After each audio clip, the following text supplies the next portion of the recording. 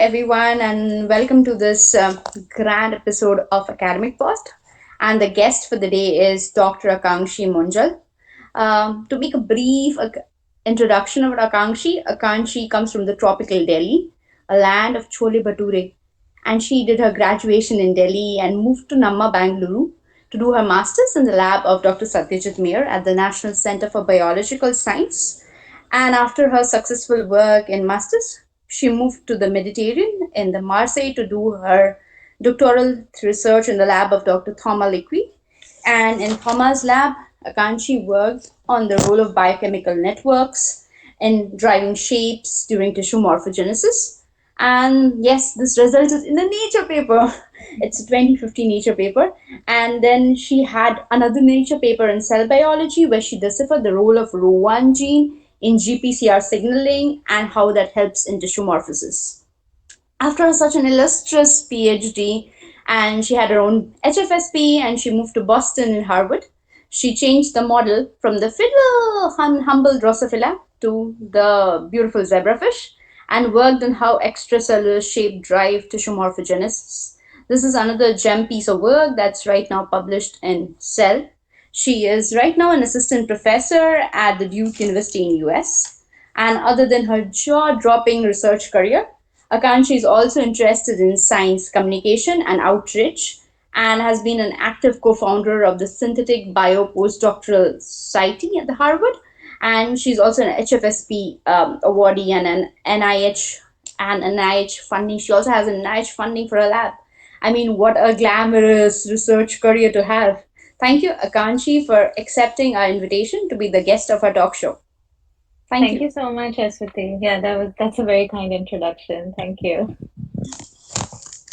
I'm very happy to be here. Okay. I would like to know, Akanshi, where were you born and how were you as a kid? So I grew up, I was born in Chandigarh in India, and then my parents moved to New Delhi, so that's where I grew up. So I spent all my childhood years up till undergrad in New Delhi. Um, yeah, I don't know. As a child, I guess I was just like any other kid.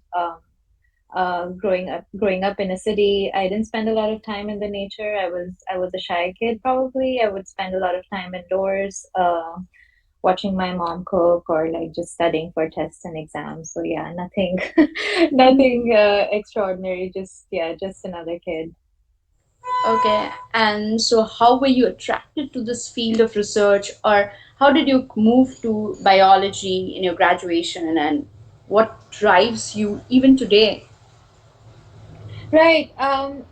I think growing up in India, like many students, I guess it's similar even now. You grow up thinking that you'll either become an engineer or a doctor, and even that is somehow associated with your gender. And so I think during my school, I would think that okay, I want to become a medical doctor, and I was preparing for taking these pre-medical tests and so on. So I didn't get through that, and then sort of the natural other choice was to do an undergrad in biology. So that's how I got into biology. I don't think it was very specific. I was very specifically interested in biology at the time. It was more just sort of like serendipitous choice. I could have just as well done chemistry or physics. But during my undergrad, I had the opportunity to go to Indian Institute of Science in Bangalore for a summer internship program. These are organized by Indian Academy of Sciences. They're also based in Bangalore in the C.V. Raman Institute. And I just want to give a shout out to them. I think they've been running the summer internship course for well over a decade now, and is extremely successful. So it gives undergrads at the time like me, or like even currently now, to have these opportunities in research labs. So I was in a professor Vidyanand Nanjundia's lab. He's retired now. He used to work on dictyostelium or cellular slime molds. And he was the first example that I know in my career where he comes from a physics background. He has his undergrad and even PhD in physics, and decided to do developmental biology. And he was doing it like he was studying pattern formation and social behaviors, evolutionary social behaviors, and doing a lot of theoretical biology. So that was a very good experience for me to see that how you can understand development using these um, other sciences, and how developmental biology can bring together not just like deep biology, but just physics and maths, and how much we can learn about patterns through that. So yeah, so that's how I got into to biology and developmental biology. I think it was not an active choice, but a series of serendipitous sort of events. Akanshi, like you're trained in biology from the University of Delhi, and you have taken a trajectory where you have worked in a very collaborative interdisciplinary work with theory and more of quantitative or mechanobiology. Would like to know that how did you make the shift? Was it a gradual training, or how did you make a shift in the perspective to look at science from a theoretical aspect of biology to more of a quantitative aspect in the form of numbers and data and graphs and plots? So, Right. Yeah. So, yeah, my training is in biology. So let's say I don't speak physics or math the way a physicist or a mathematician would if they had their training in either of those. At the same time, there was actually a workshop in NCBS Bangalore some years ago where we brought together physicists and biologists to have exactly this discussion that you're asking, like how do you bring together biologists who are trained in biology and physicists who are doing biology and trained in physics together. And I think the thing that I learned from that, and that applies very well to me, is that you need to find a common language to communicate with physicists. So at every step of the way, I was very lucky to be surrounded by theoreticians who were interested in biology and understood biology well enough that we could speak a common language. And from my side, I would try to train myself and read some physics, biological physics, or just pure physics textbooks on my own, in order to communicate what it is that I need the theory for in my experimental science. So it's a bit like there's no, like, I don't have a recipe of how do you make these collaborations work, but I guess the main thing is that you need good physicists and good biologists who can find a common language to talk to each other. And this comes, it's incremental, it's not overnight, or it's not that these projects started off very smooth. We would hit a wall sometimes because I would try to communicate with a physicist, telling them the complexities of experiment of biology, and the physicist would try to approximate a cow with a spear. That's a common common example people use. But you, with this constant dialogue going back and forth between theory and experiments, you can incrementally create projects that are extremely quantitative in okay. nature. Yeah. I would also like to know that did you go around and learn a language like a programming language or a data science? Like there are a lot of these data science thing happening now. So Yeah. did you take a course or just a study I've tool yeah, to help I you? I took courses here and there. Like for coding, I never took a course, or I guess I did take MATLAB courses, and then for physics also, during my PhD and masters, there were courses where they would teach some basic concepts of physics to biologists, so in a way that biologists could understand. Having said that, like, these courses were extremely helpful. At the same time, once you start doing research, you realize that the needs of these projects are very project dependent.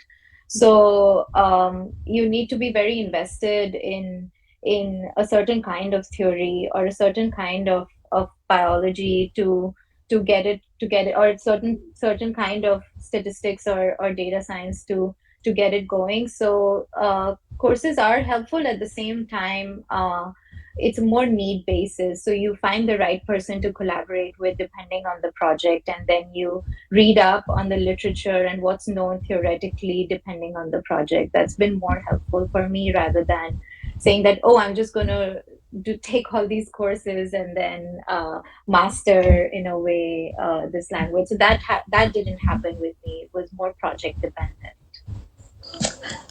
Then after your mass graduation in Delhi and you moved to NCBS, how was your time in NCBS? It was my time in NCB. It was fantastic. It was the first time I was away from home, and it's NCBS is very, very multidisciplinary, both culturally and scientific background wise. So I learned a lot in both aspects. Just embracing uh, different cultures, embracing people from very different scientific backgrounds. At the time, NCBS was a much smaller institute, so you kind of knew everybody. So it's extremely learning experience, and I had a very good support system in the form of friends to there. So yeah, I think Vijay, who was at the time director of the institute, he did a fantastic job in creating NCBS, the foundation of NCBS, the way it was, and it worked, right. Like there are these incredible scientists and yeah, it was a very, very fruitful experience. I also met my PhD advisor during my masters in NCBS. So with respect to that, also it was a very serendipitous slash fortunate experience for me to meet him there, to meet Tama there. And what are some major obstacles that you faced, be it in your PhD or masters and or postdoc, and how did you deal with it? Um, So there are like two two sets of obstacles. I think like most students face, and that is like just getting through your master's and PhD and all the setbacks and failures that come with experiments with doing sciences. So I guess during my PhD there was this one experience that stood out. I was working on a project where two other labs were working on similar projects. And as I was writing my paper, the two other labs had published uh, the paper on those sort of the tools that I was using too, and they found something very similar to what I was working on. Uh, it was like it was a double-edged sword kind of a thing, where on one hand it was very reassuring to see to see that the discoveries are similar or even same, and that's amazing when that happens, right? Speaking Yeah, of you feel confident about your reproducibility, result. yeah. So it was very reassuring, and at the same time, it was pretty scary too. That of like, how am I gonna write this paper, and so on. But at the same time, like when I went to Thama with this, he just spun the whole thing around and reminded me that it's yeah, that this is a very positive thing, that the discoveries are similar, and we're going to cite these papers, and there's still a lot that they hadn't covered in those papers that I had found from my research. So we focused on those aspects rather than the parts that were already out there. So yeah, it worked out great at the end. But that did require a strong mentor who could change the narrative of what could have been, what potentially like, oh, I got scooped during my PhD kind of story. So again, there is no recipe I can say for this. It's more like, I think that's why science communication is very, very helpful, and having open science is very helpful. Like it would have helped if we were talking to these groups earlier on in a more open way. So I try to practice that now.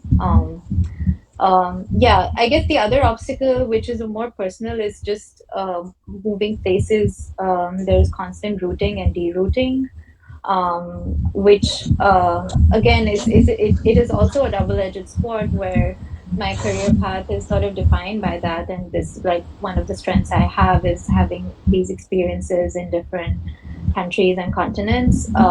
At the same time, it is an obstacle when it comes to building a rebuilding a support system every time you move. So yeah, that obstacle is overcome by just sharing these experiences and finding like-minded people who are going through something very similar, and you build a community out of that. I would like to ask, do you even have that the times of uncertainty and self-doubt and you have fear? Do you have that? Or you feel like, oh no, this is so bad? Yeah, no, all the time. Yeah, I just want to, like, highlight to, like, I think there are a lot of people in academia who suffer from imposter syndrome, and I'm no exception to that. It's not even like in the past, right? Like, I suffer from varying degrees of imposter syndrome. Uh, and it's sort of like feelings, like they come and go, and it's not a static thing. So again, the awareness of this, and talking about it with colleagues is very helpful, like not being shy and admitting it, and saying out loud that, oh, I do suffer from self-doubt and imposter syndrome. I do suffer from feelings of sometimes feeling that I don't belong here, kind of a thing. And you realize that how many people suffer from the same thing, and that itself mitigates some of the issue here. The other is, like, I started speaking to a therapist during my postdoc, and I still talk to a therapist. That helps a lot too. So coping with these sort of feelings of self-doubt, people have different ways, and I think counseling, coaching is one of them, and that's helped me a lot. Thank you for addressing it that you went to therapist, and you know it's a taboo for a lot of people and we need to speak about it. I'm so happy that you being so successful, yet you say that I meet a therapist and it's okay, and I should like to tell everybody that's okay. If you don't feel okay, you can go and meet a therapist. Right. It's Oh, so yeah. I'm a strong so brave. advocate for that. Yeah. Yeah. Yeah. It hasn't been easy.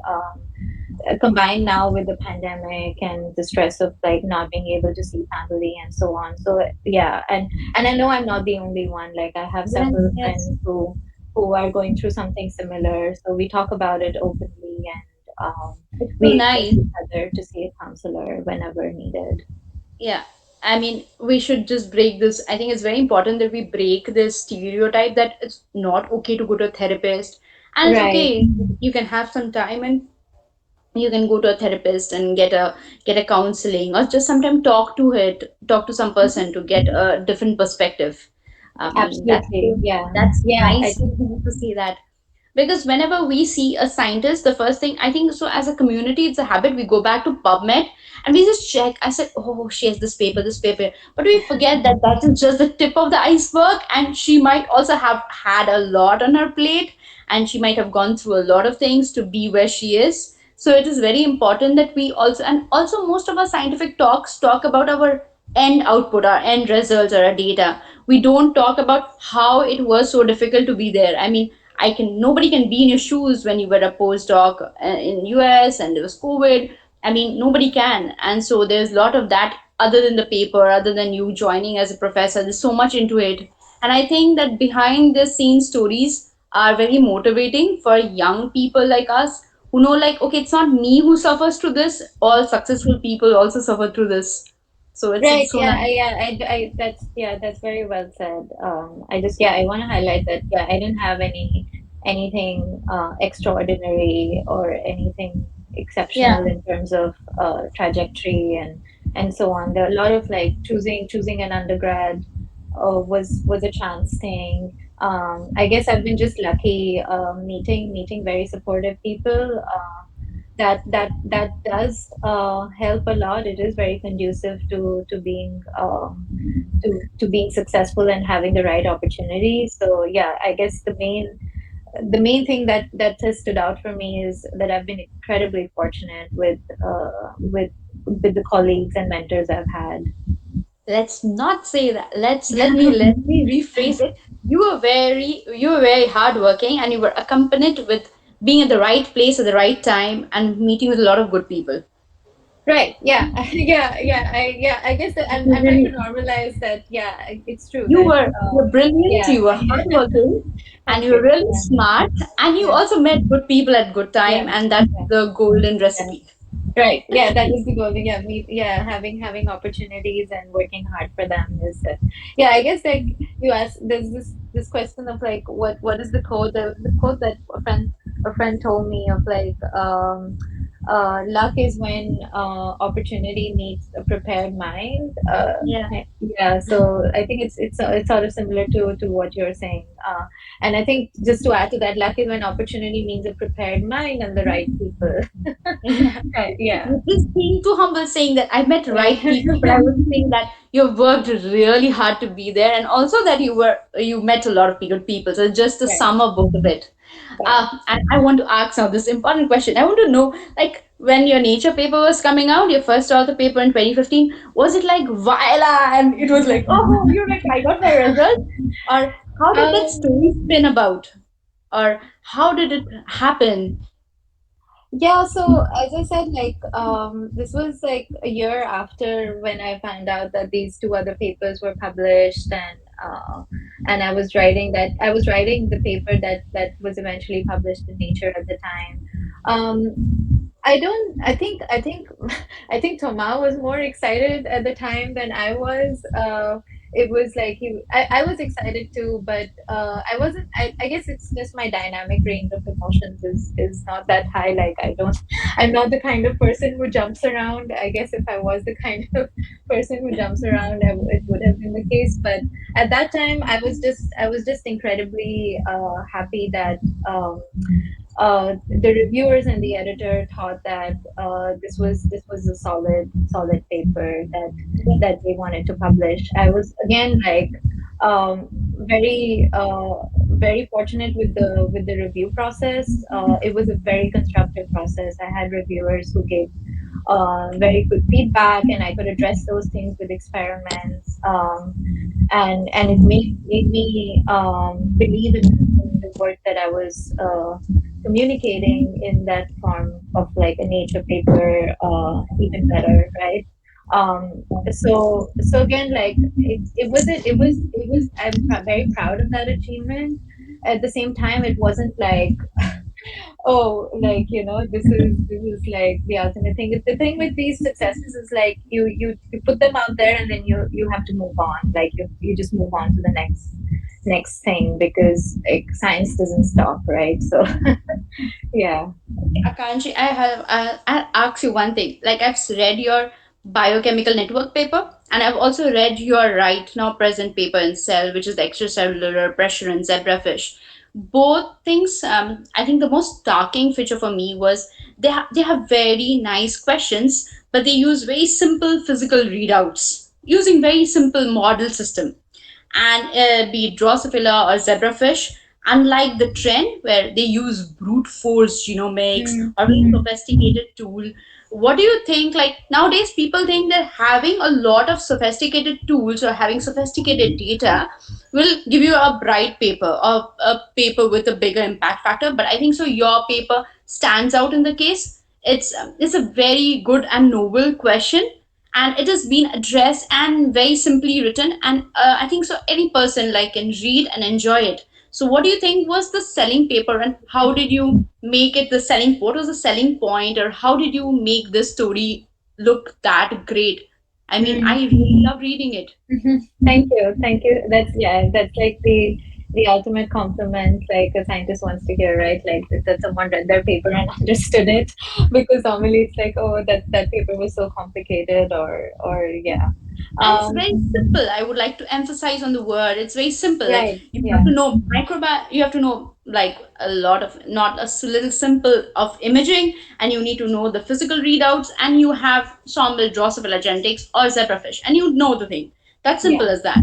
So I yeah, think the thing that simple science get published in high impact factors also is the yeah. is This is a Yeah, paper that says I that again, I think here I want to discredit my PhD advisor, Kamal Liqui. He's very good at training like scientists, mentees who go through his lab in emphasizing how important communication is. So he would emphasize a lot uh, every time we're doing science and giving a lab meeting or giving a seminar to the department or writing in a grant or paper that the most important thing is being communicating it well, communicating it that anyone can understand it. He emphasized on that a lot from the very beginning, and that's something that I already felt or shared even before I met him, but it grew sort of during my PhD of how important it is to communicate science well. And it's more that if I can explain it simply, it means that I understand it well enough that I can explain it simply. So it's always like my challenge when I'm writing is that an undergrad should be able to read what I'm trying to communicate, because ultimately the goal is to, by communicating science, is to add to the pool of knowledge that people can learn from it. Of course, this is keeping aside the default. The experiments need to be good, and the statistics has to be there, and your hypothesis has to be properly tested, and so on. So if once the science part is taken care of, communicating uh, essentially with this goal in mind, that if an undergrad, if a bachelor student reads this, will they be able to understand it? Do they need to open, uh, I don't know, zebrafish handbook or Drosophila handbook of like genetics or and so on, or to, or they can just read the paper as they would read a textbook and understand it. So that I try to do with my science too, like ask the simple questions or the basic questions first, and then the technique sometimes is complicated, sometimes you can't run away from that, but even that can be communicated. And now there are journals that are doing an extremely good job, like Cell puts no limit on how long the methods can be, or even the text itself can be very long, so you can take the space you need to explain your methods very well, that again, like anyone can go and try those experiments on their own. So you say that it's a simple question which is addressed with proper methods and proper experimentation. And then the major thing is about writing it in a very lucid language so that people understand and communicate and read it, enjoy reading it. Yeah, so I do take feedback from a lot of the people when I write something, and I do take feedback from different kinds of people who like different backgrounds and scientific backgrounds, and see if they're getting the message or not. That's an important thing to keep in mind, I guess, for people when they're writing papers or something, to get feedback from their colleagues, not just colleagues in their group who understand it in and out prior to reading that whatever it is they want the feedback from, but also people from other scientific backgrounds if they can understand it, right? I remember I reading one of Jeetu's old paper. That was his first paper, I think so, in the cell biology, and it was a really nice paper. It's 1999 paper, and Mm. it was one of the most brilliant paper I read. I would understand everything of that paper. Yeah. I was like, wow, I understand Yeah, because yeah, a Jitu lot of again, like you see, yeah, you see, like I've had excellent mentors. Yeah, yeah, Jitu was also very good at, like, when I would give lab meetings, or other people would give lab meetings, in distilling like what's important, to never lose track of what's important, or defining the hypothesis very very cleanly, to not just do like, not communicate science in an abstract way, but in a very concrete, tangible way. like even the heading, like it is very similar. We understand what's tissue. You did tissue morphogenesis, and how did you do an extracellular? That is very crisp and very easy for anybody to understand. And we would like to pick up something which is easy to read than something more complicated, and we'll be like, no, we don't want to read that. And it's so nice to have such paper to read. Thank you. Thank you. I would like to know how was your time in Marseille and shifting from Bangalore and uprooting and coming to Marseille. It's Mediterranean, and I know it's very beautiful, but how did you feel? How was it building a base there in French? Was it difficult for you? Yeah, my first year in Marseille was extremely hard. I adjusting to a new culture and language, especially. Yeah, there was a time where like I would tell myself like, okay, if this doesn't if it doesn't work out, if I don't adapt to my liking, then I did consider like going back. Like these thoughts would come to my mind. So it wasn't like um I wasn't like the kind of person like, oh, like I have to stick it around here no matter what, and if I go back, like I would be a failure. I didn't have those feelings. It was more that if I don't make it, I would go back. Um, uh, Here again, like I was so lucky with the people that were in Thomas lab. I think Thomas had asked them to not speak French while I was around. So in my office, we I shared the office with five other colleagues, and some of them were French and others were not, but everyone spoke French there except me. But they never spoke French when I was around. They would always speak English, even if they were talking among themselves. And That's that was amazing. that was That was so that was super, yeah, that was really, really helpful. So I felt like I belonged. And then I had a really good friend who was in Bangalore too. She was a student in Thomas lab, and she came with Thomas when he was doing his sabbatical in Bangalore. So she helped me a lot too. Like she introduced me to her friends and just showed me the ways of French culture to integrate better. Then I started learning French, and I met a lot of friends there. All the international students in at Marseille University were in this French class, and I knew all of them. And then we would just hang out, not speak French, but hang out. So I built a support system with time. And by the end of my PhD, I felt like I belonged there, and that was my home. So, but yeah, these transitions take a lot of time, and support of people around, and yeah, but it works, right? Like I learned a lot from that experience, and I like to ask that after your PhD, like after Thomas lab, and where you like, okay, I am sure I want to do a postdoc, or would you even think in a mindset that I would like to discover other alternative careers, I wanted to see explore options, or you were like sure that this is a postdoc and I want to go for a postdoc? yeah, so I went through that round of questioning of what I want from my career after my master's actually. So I did my master's in NCBS, and this was a master's by research. So it was 3 years long. It was full time research. So it was like a mini PhD essentially. And my master's was not in developmental biology. It was designing a screen against an HIV encoded protein. So it was more translational. At that time, I questioned a lot. Whether I enjoy academic research or not, or whether this kind of project is the right project for me. I was also thinking of other options like doing intellectual property law or going to industry because I was already working on a very translational drug screen project. So I went through that whole cycle of if academic path is the right path for me after my master's, not after my PhD. And the thing that helped me a lot is I realized that the project I was doing during my master's was not the right project for me.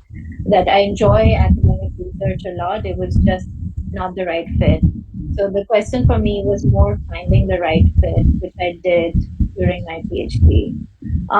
So after my PhD, when I was looking for my postdoc, I didn't have any doubt in terms of like whether I want to continue in academia or not. But it was more that how can I build my research program in tissue morphogenesis further, given the resources that I have. So yeah, but I think it's very important to go through that cycle and not like do it passively.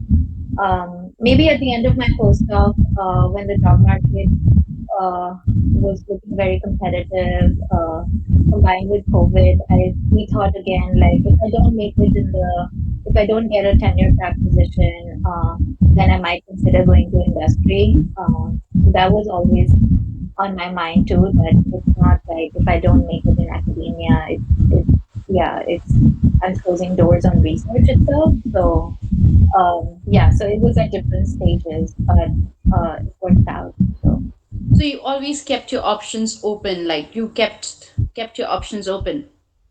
That absolutely, yeah. I mean, it's easier said than done. Like, I think my heart was always that I want to continue in academia and get an academic job.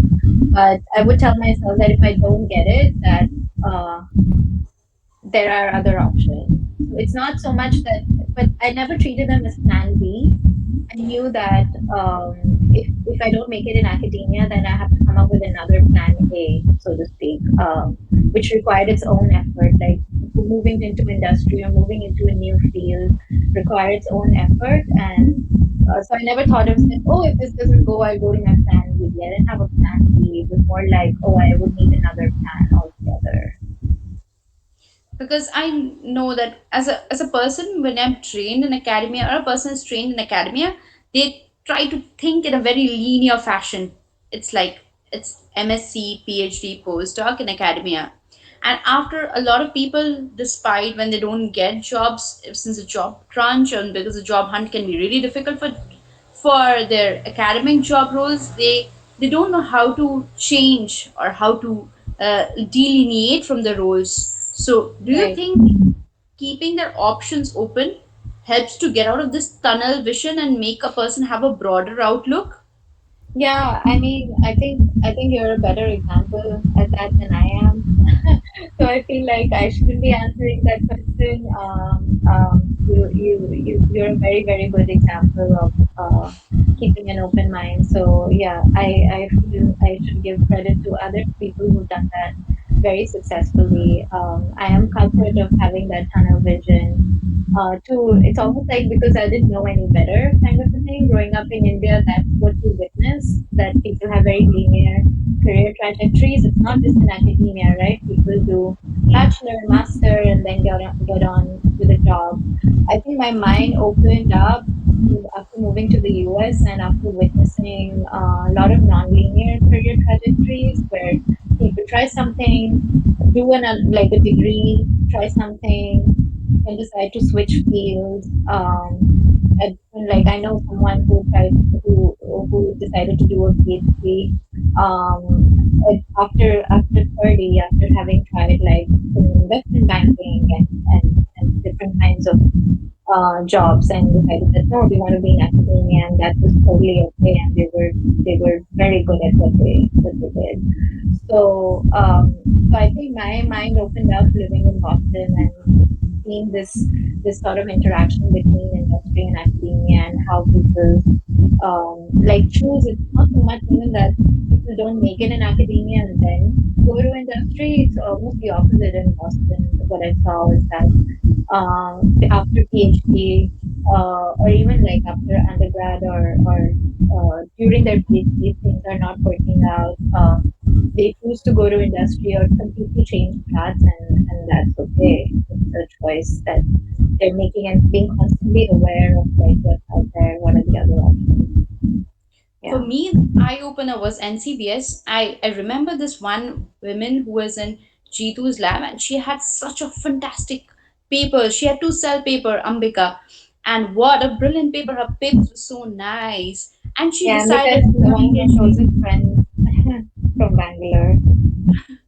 And she went to French embassy and right now she's doing so fantastic. So I was like, okay, there are multiple options there. And I also in NCBS I met people who were doing science com and they did their PhDs. So and and especially because I was like, wow, this is so nice. And she has a very nice personality which fits in so well with that science Yeah. bridging a liaison she does and with a personality. So I was like, wow, there's so many other options to look into.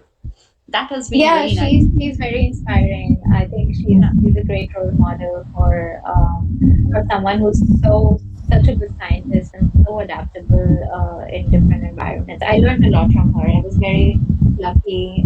Ambika was my friend throughout my masters, and we're still in touch. And yeah, so it's good to have role models around, Yeah. right? Who Yeah. Oh, to know that there okay. are options other than that. uh, I would like to know, tell us, would you like to tell us how was the HFSP application? Is it like very competitive, and how did you do that? Um, I mean, it's not more or less competitive than like postdoc fellowship applications in general. Like when I started my postdoc, I applied to HFSP. HFSP actually applied during my PhD because you apply a year before. So I was still finishing my PhD, writing my thesis, and I didn't know what exactly I'm going Multitasking. to work during my postdoc. I had some idea, and wrote a project based off of that. But again, like if there are people out there who are listening to this who want advice for grant writing in general, like I can direct them to some resources. But um, postdoc, I mean, it's I had written some PhD fellowship applications too. In France, you need fourth year Yeah. funding usually. Ours.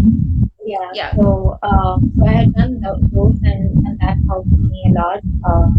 So you just grant writing is sort of like you just have to go through that process during your career because now basically what I'm doing full time is grant writing. I feel so you learn by doing. Essentially, you get better at it with every grant that you write, and always I take feedback from people. So I took feedback from a lot of people. Hive mind is much better than one mind. I would like to ask you, how did you maintain this whole work-life balance? People think that if you're in academia, you need to work like 24 hours and all weekends. Or did you have a work-life balance? And if you had it, how did you maintain it? I've had a very good work-life balance. I I mean I work hard at the same time. I do enjoy a lot of other things outside of labs. So I would say my work-life balance improved during my postdoc, but it was more an outcome of just being tired. I think so. You just sort of like the body tells you like, oh, you need to take a break, kind of a thing. But yeah, I have a lot of hobbies that I keep up with, and in terms of work-life balance, like how to maintain a work-life balance. I don't like to preach anything in this thing. I think these are choices we make in terms of that. Yes, there is society pressure, so I don't want to undermine like people who are in work environments where there is a lot of external pressure for them to work more than they feel they need to. Um, but let's say you're in environments where you decide how much you want to work.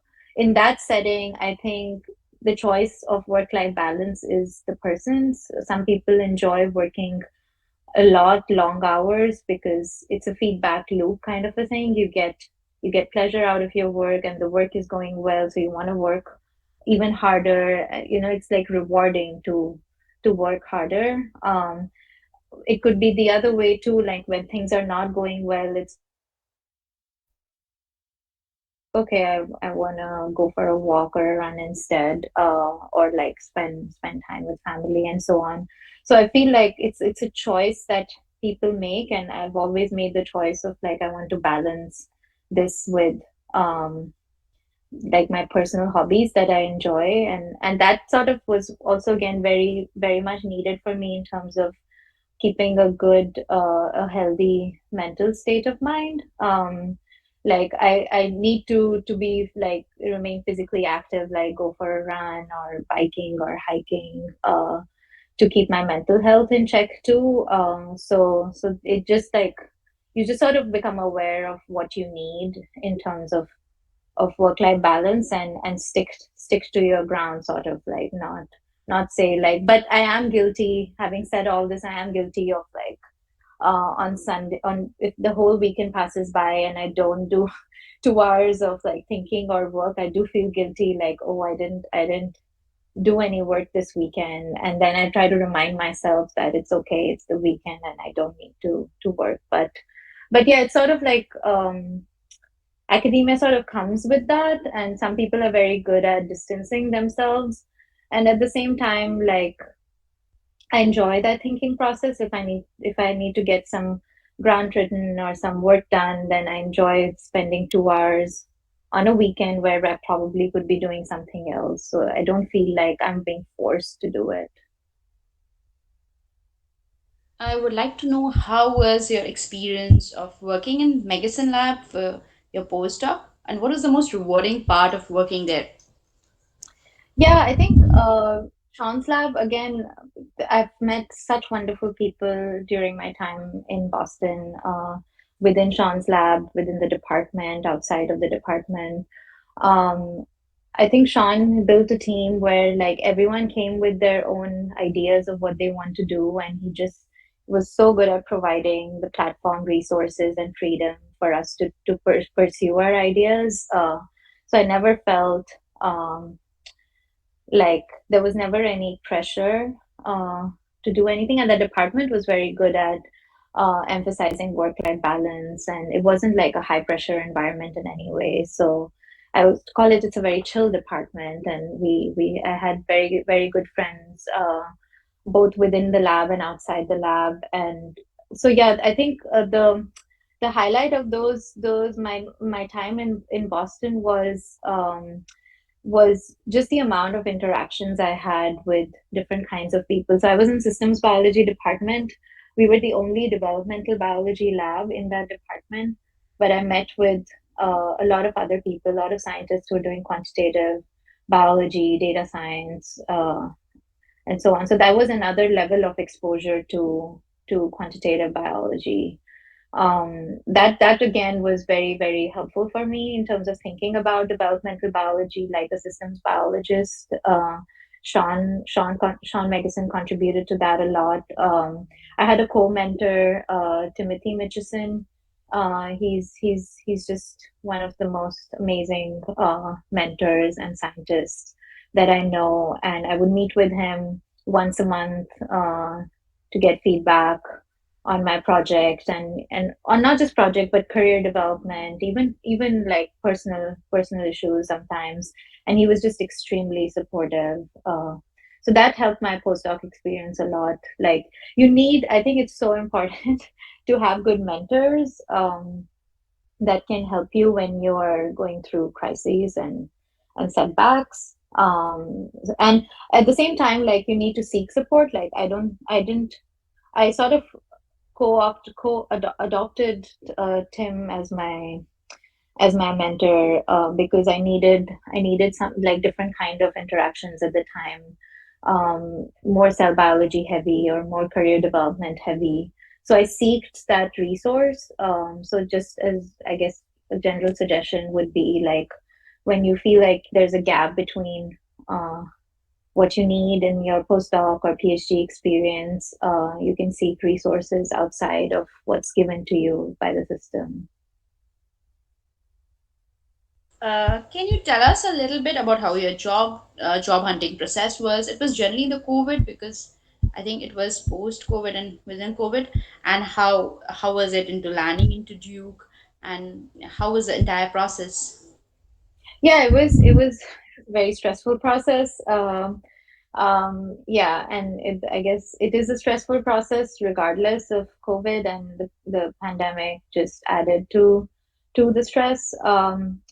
Again, in the US, like the good thing is like all these ads come around the same time, like these ads for availability of positions.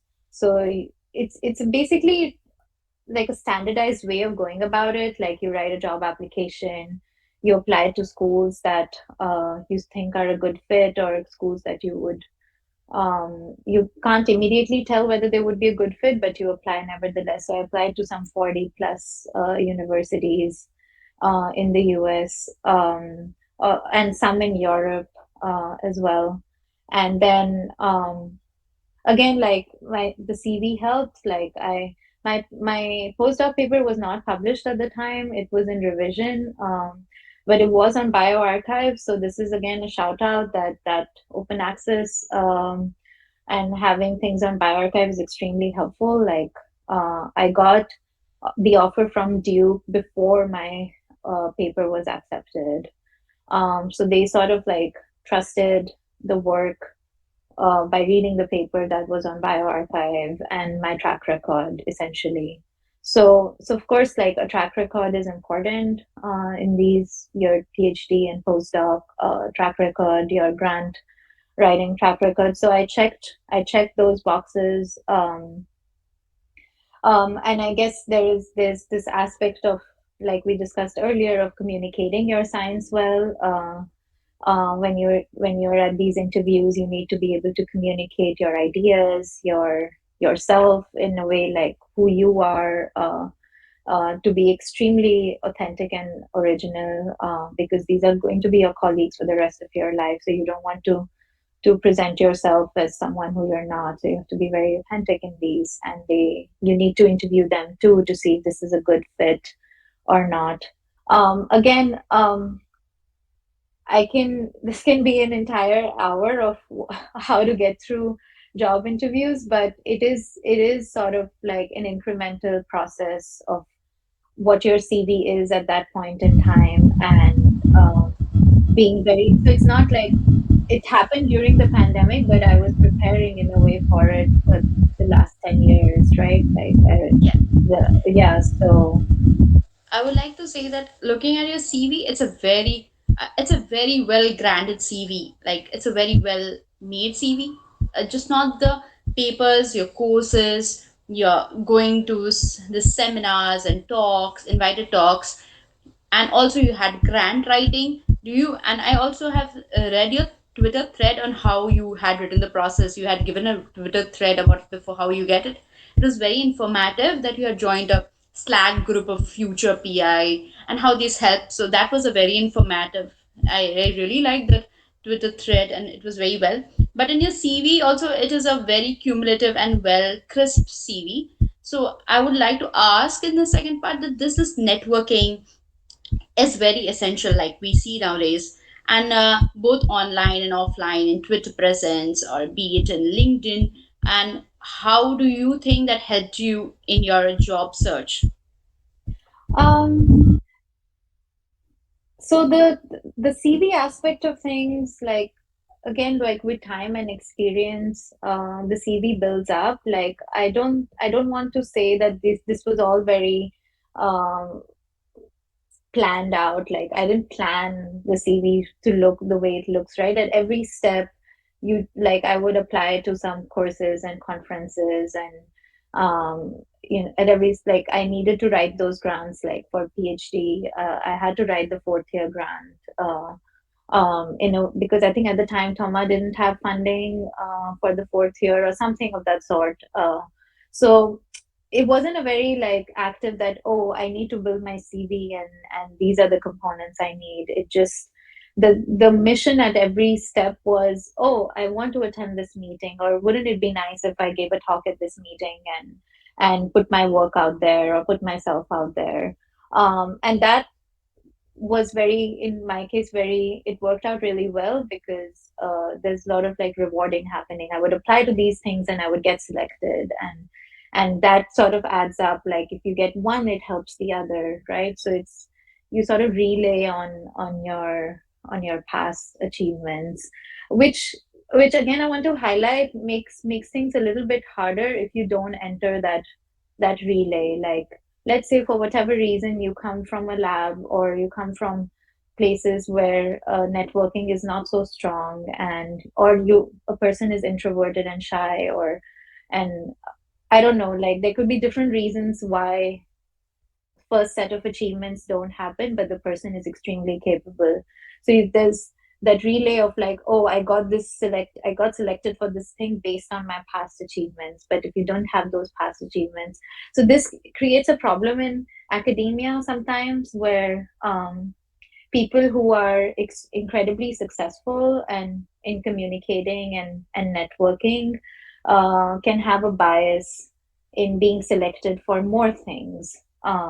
It works for them great, and it's worked for me, but I know that this can be like a drawback for some other people. So I have mixed feelings about using Twitter. I think Twitter has been very helpful in communicating, advocating, self-advocating, advocating for others, presenting issues in an open manner.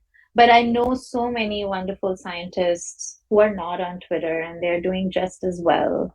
And so I guess I don't want to say one way or the other that, oh, I like put one, like everyone who wants to do well in academia to be on Twitter or and so on. Networking is important, I think, and being in touch with the people, first authors, last authors, and so on is incredibly important. And there are different ways to achieve that. For me, meetings have been very helpful. Small meetings more than big meetings, actually. I met a lot of wonderful people in small meetings. I'll ask you the last question before we play a small game. So, apart from science, what do you do to keep yourself like really happy and stress-free? I cook a lot. I really enjoy cooking and hosting friends, and yeah, so that's a big hobby that I spend a lot of time on and thoroughly enjoy on. And I spend a lot of time outdoors. I like hiking, running, biking, a lot of yoga. Yeah, so yeah, basically, yeah, I like simple pleasures. Yeah, again, it's yeah, nothing exceptional, but yeah, I like to stay active. So, this is a very small game. I'm going to Hmm. ask you one word, and you have to tell me immediately what comes to your head. And it's Okay, very sure. rapid. Sure. Okay, sounds good. Let me start. It's the Roy Canteen in NCBS. Chai. Okay. I just heard canteen. I didn't hear the first It's the word. Roy Canteen, the main canteen in NCBS. Oh, I guess buttermilk. I used to drink a lot of buttermilk there. Yeah. Drosophila embryos. Gastrulation. Oh, that's horrible. Okay, yeah. Marseille. Hmm. Kalang. G2. Or Professor Mayor. Go getter. Okay. Delhi University. Delhi University. The first thing that comes to my mind, I guess home. Home. Zebrafish embryos. The most wonderful, transparent, beautiful things you can look at. Corsica. Ah, still phalanx, sea and phalanx. Microscopy. Oh, the love of my life. Croissant. Croissant? Cro- Oh, yeah. chocolate. Yeah, that was my thing. Chocolate croissant, pound chocolate. Bangalore weather. Oh, loved it. Every bit of it. Yeah, it's warmer now, but at the time. Thoma liqui. Oh, my role model. So if I have to tell you G2, Sean, Madan, or Thoma, and you have to arrange them on a better mentor, who do you rank? Oh no, they played very different roles. Yeah, I wouldn't categorize them in hierarchy. They are very different mentors. I don't want to rank them. Yeah. And who's the more fun loving? Who's the more fun loving and scientist with whom you had a lot of fun doing science? Oh, I would say there my peer mentors are more important. They're people who I would do science in the lab with. Yeah, like Ambika in Jitu's lab, I had a lot of fun working with her. In Thomas' lab, Charlene was my peer mentor. We had a lot of fun. And same in Sean's lab, my peer mentors, Tony, Ian. Yeah, yeah. So your actual science is done in the lab, right? Yeah. Yeah, your mentors are not there. So I have fun working with my colleagues more than my mentors. If it had to be between Drosophila and zebrafish, what would you Uh, choose? Zebrafish. Not Drosophila? Yeah, I'm now a zebrafish loyalist. Yeah, yeah, I think there's a lot more you can do. Dal makhni or hot dogs? Oh, dal makhni. I hate hot dogs. Life in Marseille or life in Boston? That is very tough. I can't choose. I loved my life in both places. I guess my friends in Boston and the scenery of Marseille. Okay. And do you like the scorching heat of Delhi, Sarojini Market, or Parathe Gali in Delhi? Or the famous baked beans and beer in the Fenway Park in Boston? No, I would choose Delhi there. Yeah, I'm not yeah, baked beans person. Yeah, I would choose Delhi there. And the last one, life as a professor right now, or life as a research student or a postdoc? Ask me in 5 years. I think I enjoy being a student a lot. It's very difficult right now, but ask me, I think I need to, I'm, now is not the best time. I need to be a professor for longer. I'm only doing this for the last 4 months. So to end up, I would like to ask you that what is kind of a go-to advice you would like to give to all the people who are navigating through this so tempestuous academia, and especially to people who are in postdoc and looking for academic roles? I would say for people within academia who are trying to continue in academia, I would say like the most important is to enjoy yourself and show up for work every day kind of a thing. I think we go through phases where things are demotivating and we forget why we are doing what we are doing. So if you're not enjoying and getting any reward fulfillment out of it, it's probably not worth it. So easier said than done. I know there are days where we all hate it. But in the larger scheme of things, I think the most important is to try to enjoy yourself. I know I try to do that when when it feels yeah, when it feels too hard. Tukanshi, for your time. I'm so grateful for Thank your you. time. Yeah, these were great questions. I don't think I've thought about these questions. So yeah, thank you. Thank you. Thank you so much. Hope you loved the episode. Subscribe to our show and see you next Saturday.